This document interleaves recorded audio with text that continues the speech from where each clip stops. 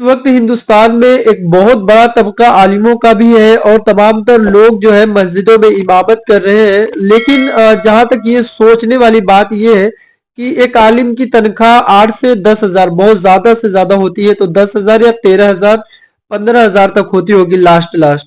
लेकिन सोचे तो सही, वो आलिम दीन जो आपके इलाके में बहुत सारा काम करते हैं, लेकिन इतना कम तनख्वाह पर उनका गुजारा कैसे होता है। 6 हजार 7 हजार जो हम दे रहे हैं, उसके साथ साथ हजरत का प्रोग्राम चल रहा है और ये कुरान खानी में कमा लेते हैं और ऐसे वैसे करके सारी चीजें कमा लेते हैं, इसलिए आलिमों का चल जाया करता है। लेकिन आप तमाम तर लोग इस पे थोड़ा सा गौर अगर करें तो यकीनन कहीं ना कहीं आलिमों का भी बहुत बुरा हाल होता है यार, हर जगह पर। मेरे कई सारे ऐसे दोस्त हैं, कई सारे ऐसे हमसे बड़े आलिम हैं जो बताते हैं कि यार घर का खर्चा नहीं चलता है। इतना कम तनख्वाह है कि उसमें अगर किसी से 1,000 500 रुपया ले लो तो वो नहीं दिया जाता है हम लोगों से, क्योंकि इतना बचता ही नहीं है।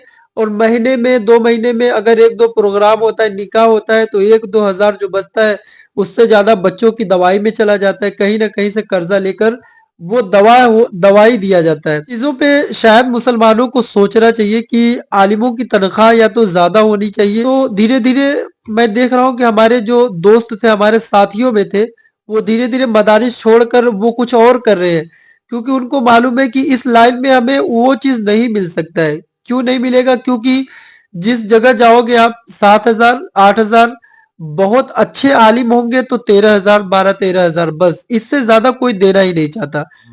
हमारे यहाँ तो कुछ लोग स्टेजों पर, मजहबी स्टेज पर आते तो नारा लगवाने के लिए पागल की तरह, जाहिलों की तरह जुब्बा फाड़ फाड़ तकरीर करते,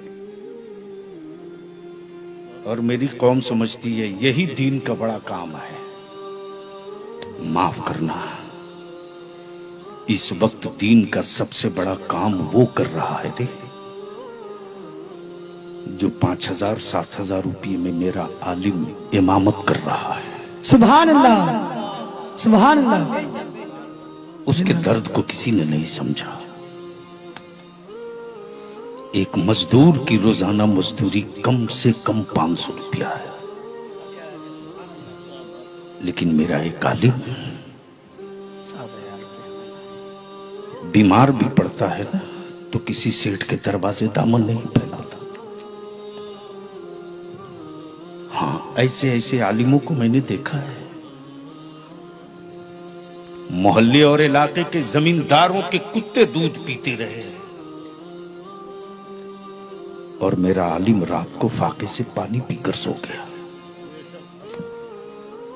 अगर जमीर मरा नहीं है ना, अगर जमीर मरा नहीं है, गौसे आजम की सच्ची मोहब्बत है, तो मेरे गौस के नाम की 100 देग बिरयानी मत पकाओ,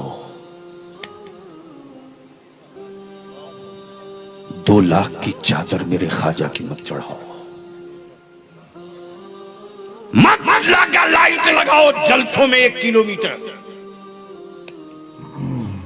मुसलमान ही एक ऐसी कौम रह गई है जहाँ पे चंदे का मतलब एक मकाम चल रहा है, वरना बहुत सारी जो स्थान है जहाँ पे मतलब जैसे शिया हो गए और यहूदी हो गए और तमाम तर ईसाई हो गए, ये लोग ना चंदा बंद कर दिए।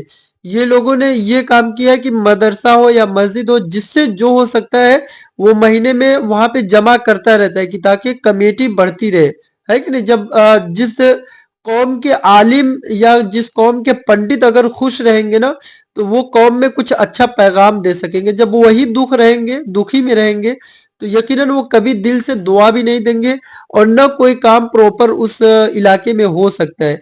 बहुत सारे उलमा हमारे ऐसे हैं, अल्लाह का बहुत बड़ा एहसान है कि वो दिल लगा के करते रहते हैं, चाहे उनका हो न हो। मेरे बहुत सारे ऐसे दोस्त हैं जो बड़े हैं, यकीनन वो बहुत तकलीफों में होते हैं। कभी-कभी जब बताते हैं ना, मुझे भी बहुत तकलीफ होती है कि अल्लाह ताला इतना मतलब उनका इम्तिहान रहता है कि 8 हजार तनख्वाह है, उसमें पूरा घर चलाना है, फैमिली चलाना है, दवा चलाना है, किस तरह से चला लेते हैं अल्लाह ही बेहतर जानता है। अल्लाह पूरा करता है किसी तरह। तो अल्लाह ताला की बारगाह में अल्लाह ताला हम तमाम तर मुसलमानों को समझ अता फरमाए, मौला ताला जो भी इस वीडियो को देख रहा है, अल्लाह ताला उन तमाम तर लोगों को मौला ताला सेहत याबी अता फरमाए और तमाम तर बीमारियों से दूर अता फरमाए।